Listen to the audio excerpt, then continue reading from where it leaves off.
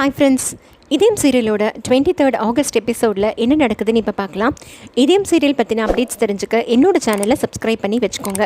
இந்த எபிசோடு தான் கொஞ்சம் நாளைக்கு அப்புறம் கொஞ்சம் ரொம்ப நல்லாவும் இருந்துச்சு, விறுவிறுப்பாகவும் இருந்துச்சுன்னு சொல்லலாம். இப்போ இந்த எபிசோடோட ரிவ்யூவை பார்க்கலாம். ஸோ இப்போது மரகதம்மா வாசுவோட ஃபோட்டோ வச்சுக்கிட்டு அழுதுகிட்டே இருக்காங்க. உடனே ரத்னம் சார் எழுந்து சமாதானப்படுத்துகிறாரு. சரி, இப்போ எது கழற, நான் தான் சொல்லிட்டேன்ல இந்த மாதிரி வாசு எங்கேயும் போல் ஆதி உருவத்தில் இருக்கான்னு அப்படின்னு சொல்கிறாரு. அதுக்கு உடனே மரகதம்மா சொல்கிறாங்க, ஆமாம் நீங்கள் சொல்கிறது சரிதான், அவனே என்கிட்ட தாய் கிழவின்னு சொல்லி அவர் பேசியிருப்பார்ல, அதை நினச்சி பார்த்துட்டு அழறாங்க. அவனே என்கிட்ட வாசு மாதிரி பேசினா நான் அதை புரிஞ்சிக்கவே இல்லை, சரியான மரமண்டையாக இருந்துட்டேன், எனக்கு ரொம்ப வருத்தமாக இருக்குது, எனக்கு இப்போவே போய் ஆதியை பார்க்கணும் போல் இருக்குது அப்படின்னு சொல்கிறாங்க மரகதம்மா. இதை கேட்டவுடனே ரத்னம் சார் சொல்கிறாரு, சரி இப்போ ராத்திரி என்ன மணி ஆகுது, நாளை காத்தால நம்ம கோவிலுக்கு போகலாம், அவனையும் அங்கே கோவிலுக்கு வர சொல்லலாம் ஆதி தம்பியை, அங்கே வச்சு நம்ம பார்த்துக்கலாம், இப்போ எதுவும் வருத்தப்படாமல் படுத்துக்கோ அப்படின்னு சொல்லிடுறாரு. சரின்னு அவங்க படுத்துன்றாங்க. இப்போ அடுத்த நாள் காலையில் நம்ம மணியும் துரையும் ஒரு பெரிய கத்தி எடுத்துக்கிட்டு 2 அடியாட்களையும் கூட்டிகிட்டு வராங்க. இவங்க நம்ம ரத்னம் சாரை கொலை பண்ணுறதுக்காக. ஸோ இவங்க ரத்னம் சாரும் மரகதம்மாவும் கோவிலுக்கு வந்திருக்காங்க. அங்கே ஆதி பேரில் அர்ச்சனை பண்ணிவிட்டு அவங்க 2 பேரும் உட்காந்துட்ருக்காங்க கோவிலில். இப்போ இந்த மணி துரையோடு சேர்ந்து அந்த 2 அடியாட்களையும் கூப்பிட்டுட்டு அந்த 2 அடியாட்களும் ரத்னம் சாரை குத்துறதுக்காக வராங்க. அங்கே வந்த இடத்துல நம்ம ஆதி அதை தடுத்து அந்த அடியாட்களோட சண்டை போட்டு நம்ம ரத்னம் சாரை காப்பாற்றிடுறாரு. ஒரு கட்டத்தில் அந்த அடியாட்களோட முகத்தை, அவங்க ஃபேஸை கவர் பண்ணியிருக்காங்க, அதை எடுக்கிறதுக்காக பார்க்குறாரு ஆதி. அப்போ அந்த இடத்துல ஓடி மணி ஆதியை அடிச்சுட்டு அந்த அடியாட்களை கூட்டிட்டு அங்கேருந்து ஓடிடுறாரு. ஸோ யார் வந்தாங்கங்கிறத ஆதியால் கண்டுபிடிக்க முடியல. அதுக்கப்புறம் உடனே ரத்னம் சார்கிட்டையும் மரகதம்மாக்கிட்டையும் வராரு ஆதி. என்ன நல்லா ஒன்றும் உங்களுக்கு பிரச்சனை இல்லையே, நல்லா இருக்கீங்களா அப்படின்னு கேட்குறாரு. உடனே அவங்க சொல்கிறாங்க, இல்லை எனக்கு ஒன்றும் பிரச்சனை இல்லைன்னு. உடனே மரகதம்மா ஆதியோட காலில் போய் விழுறாங்க. என்னை மன்னிச்சிருங்க தம்பி, நீங்கள் தான் வாசு உங்ககிட்ட இருக்கான்னு தெரியாமல் நான் என்னென்னமோ பண்ணிட்டேன், உங்களை என்னை ரொம்ப மன்னிச்சிருங்க, நிறைய பேசிட்டேன், உங்களுக்கு நிறைய திட்டேன், இதெல்லாம் நான் தெரியாமல் பண்ணிட்டேன், என்னை மன்னிச்சிருங்க அப்படின்னு கேட்குறாங்க. ஆதி உடனே, அம்மா என்னம்மா நீங்கள் இப்படிலாம் பேசுகிறீங்க, நீங்கள் எவ்வளோ பெரியவங்க, என்கிட்ட போய் இப்படிலாம் காலிலெல்லாம் விழக்கூடாது, அதோடு இல்லாமல் நான் பண்ண தப்பெல்லாம் நீங்கள் மன்னிச்சு என்னை வாசுவா உங்கள் மகனாக ஏற்றுக்கிட்டதே எனக்கு பெரிய சந்தோஷம் அப்படின்னு இவரும் பேசுகிறாரு. அப்போ அவங்க ரொம்ப கண் கலங்குறாங்க. என்னோட வாசு எங்கேயும் போல என் கூடவே இருக்கான், எனக்கு இப்போ தான் ரொம்ப நிம்மதியாக இருக்குது, இந்த கோவில்லையே நான் பல தடவை இந்த சாமிகிட்ட புலம்பியிருக்கேன், என் பிள்ளையை எப்படி எடுத்துக்கிட்டேன்னு, அதே கோவில்லையே ஒன்றை என் பிள்ளையா இந்த சாமி கொடுத்துருச்சு அப்படின்னு ரொம்ப சந்தோஷப்பட்டுக்கிறாங்க. அப்போ அவங்க ரொம்ப தயங்கி ஒன்று கேட்குறாங்க, தம்பி நான் ஒன்று கேட்கட்டுமா அப்படின்னு கேட்குறாங்க. உடனே ஆதி சொல்கிறாரு, என்கிட்ட என்னம்மா தயக்கம், சொல்லுங்கம்மா என்னம்மா வேணும் அப்படின்னு கேட்குறாரு. உடனே அவங்க சொல்கிறாங்க, எனக்கு நீ எங்கள் கூடவே இருக்கணும்னு ஆசையாக இருக்குது, உனக்கும் ஒரு அப்பா அம்மா இருக்காங்க, பட் இருந்தாலும் என்னால் இதுக்கு மேலேயே என் பிள்ளையை பிரிஞ்சு இருக்க முடியாது, அதனால் நீ என் கூடவே இருக்கணும் ஆதி அப்படின்னு கேட்குறாங்க. உடனே ரத்னம் சார் சொல்கிறாரு, என்ன மரகதம் புரிஞ்சு தான் பேசுகிறியா, பாவம் அந்த அம்மா தம்பிக்கும் ஒரு அம்மா இருக்காங்க, அவங்க எப்படி நம்மக்கிட்ட குழந்தை பையனை கொடுப்பாங்க, அதெல்லாம் நீ இப்படிலாம் கேட்கக்கூடாது, நமக்கு வேணும்னா அங்கே போய் பார்த்துக்கலாம், தம்பிக்கு வேணும்னா நம்மளை இங்கே பார்க்கட்டும் அப்படின்னு சொல்கிறாரு. இது கேட்டவுடனே ஆதி சொல்கிறாரு, இல்லைம்மா நீங்கள் சொல்கிறது தான் சரி, இனிமேல் நீங்கள் தனியாக இருக்கக்கூடாது, இனிமேல் நீங்களும் என் வீட்டில் தான் இருக்கணும், நம்ம எல்லோரும் சேர்ந்து ஒரே வீட்டிலே இருக்கலாமா, வாங்க போகலாம் அப்படின்னு சொல்லிட்டு ஆதி உடனே அவங்கள எல்லாரையும் கூப்பிட்டுட்டு தன்னோட சென்னை வீட்டுக்கு வந்துடுறாரு.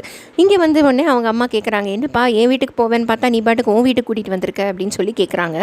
அதுக்கு உடனே ஆதி சொல்கிறாரு, என்னம்மா நான் தான் கோவிலே சொன்னேன்ல, இந்த மாதிரி நீங்கள் இனிமேல் தனியாக இருக்கக்கூடாதுன்ட்டு, அதோடு இல்லாமல் இப்போ கோவிலில் எல்லோரும் உங்களை எப்படி அட்டாக் பண்ணாங்க பார்த்தீங்கல்ல, தனியாக உங்களை அங்கே வச்சுட்டு உங்களுக்கு எப்போ என்ன நடக்குதுன்னு என்னால் பயந்துக்கிட்டே இருக்க முடியாது, இந்த உயிர் நீங்கள் கொடுத்தது, இப்போ எனக்குள்ளே துடிச்சிட்ருக்கிற அந்த இதயத்தோட உயிரை நீங்களும் அப்பாவும் கொடுத்தது, அதனால் நீங்களும் எனக்கு அப்பா அம்மா தான், அதனால் நீங்கள் என் கூடவே தான் இருக்கணும் அப்படின்னு ஆதி சொல்கிறாரு.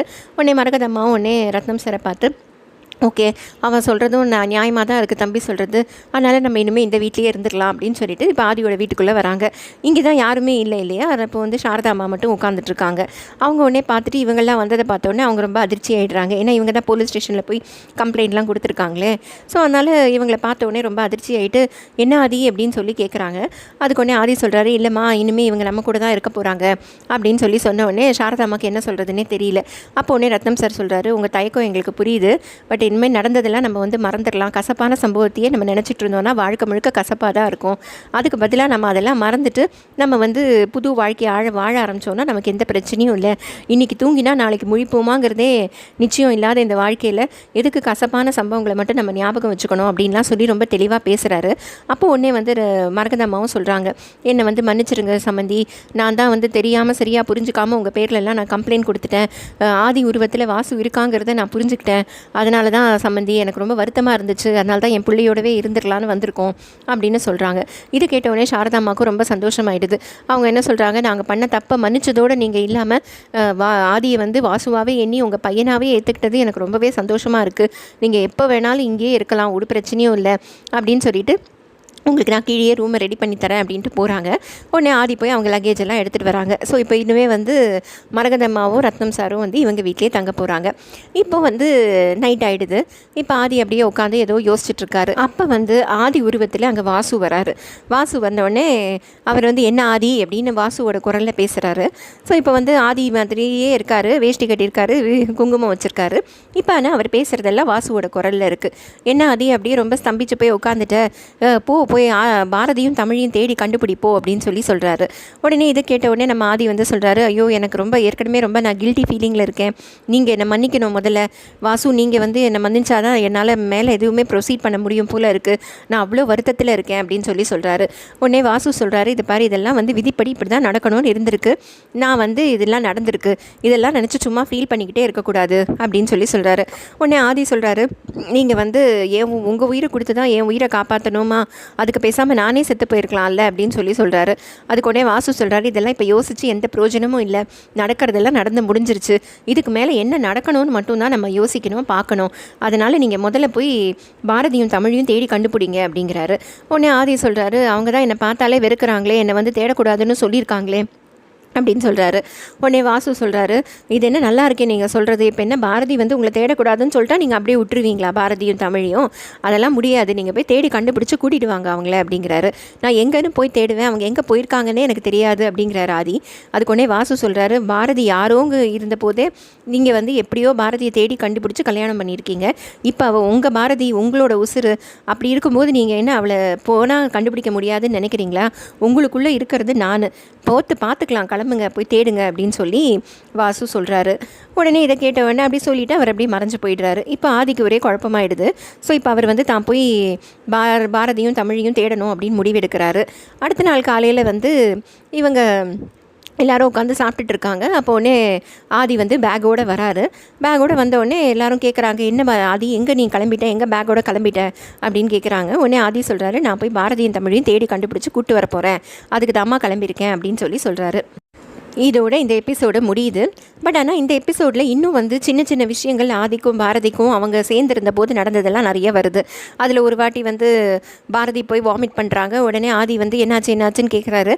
அவங்க உடனே வந்து எல்லாம் உங்களால் தான் அப்படின்னு சொன்ன உடனே இவர் வந்து வேறு மாதிரி நினச்சிக்கிட்டு பாரதி கன்சீவ் ஆகிட்டாங்கன்ட்டு எல்லாருக்கிட்டையும் ஃபோன் பண்ணிலாம் சொல்லிடுறாரு. அப்புறம் உடனே பாரதி வந்து இதெல்லாம் ஒன்றும் இல்லை, நீங்கள் எனக்கு பிடிக்காத பரோட்டா வாங்கி கொடுத்ததுனால தான் இப்படி அப்படிங்கிறாங்க. ஸோ இதை பற்றி எல்லாரும் வந்து கங்க்ராச்சுலேட்லாம் பண்ணுறாங்க. அப்புறம் எல்லாருக்கிட்டையும் உண்மையை சொல்கிறாங்க. அப்போ அவங்களுக்குள்ள ஒரு டிஸ்கஷன் வருது. அப்போ ரெண்டாவது குழந்தையே தேவை கிடையாது, ஏன்னா தமிழ் தான் நம்மளோட முதல் குழந்தை, என்றைக்குமே தமிழ் மட்டுமே நமக்கு குழந்தையாக இருக்கணும், ஏன்னா வேறு ஒரு குழந்தை வந்தால் தமிழ் மேலே இருக்கிற அன்பு குறைஞ்சிரும் அப்படின்லாம் சொல்லி ஆதி சொல்கிறாரு. இதை வந்து ஆதி அப்படின்னு நினச்சி பார்த்துக்கிறாரு. இன்னொன்று வந்து பாரதியும் தமிழும் எங்கேயோ ஊருக்கு பஸ்ஸில் போயிட்டுருக்காங்க. அப்போ அந்த பஸ்ஸில் வந்து சும்மா அந்த ரேடியோவில் ப்ராங்க் டேவை பற்றி ஒரு பேச்சு வருது. இப்போ பாரதி வந்து ஒரு வாட்டி ஆதியை தான் ப்ராங்க் பண்ணதை பற்றி நினச்சி பார்க்குறாங்க.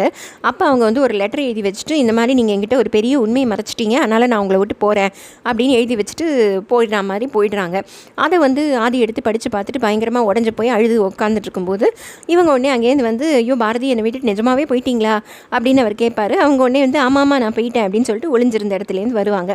அப்போ அவர் வந்து ரொம்ப உருக்கமாக சொல்லியிருப்பார், இந்த மாதிரி நானே தப்பு செஞ்சால் கூட என்னை விட்டுட்டு நீங்கள் போயிடக்கூடாது பாரதி அப்படின்னு இவங்க கையெல்லாம் பிடிச்சி அழுதுருப்பார். இப்போ வந்து அதெல்லாம் வந்து பாரதி யோசிச்சுட்டு அந்த பஸ்ஸில் போயிட்டுருக்காங்க. அதோடு இல்லாமல் அவங்களும் அப்போ சொல்லியிருப்பாங்க, நீங்கள் என்ன தான் தப்பு செஞ்சாலும் நான் உங்களை விட்டு போக மாட்டேன், நீங்கள் தப்பு செய்கிற ஆளும் கிடையாது, இந்த முகத்தை பார்த்தா தப்பு செய்கிற மாதிரியாக இருக்குது அப்படின்லாம் சொல்லி பேசியிருப்பாங்க.